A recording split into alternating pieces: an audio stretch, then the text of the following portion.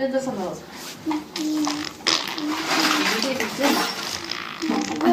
दुखले भिजाइसकेमा जम्मै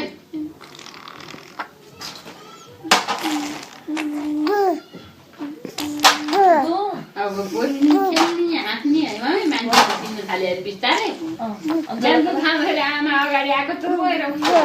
त्यसो लाउँदैन जसलाई उसलाई खुसपरहरू चाहिँ बस्नै प्रेम जस्तै हो कि खुसपर बस्ने खुस्न पर्छ बस्ने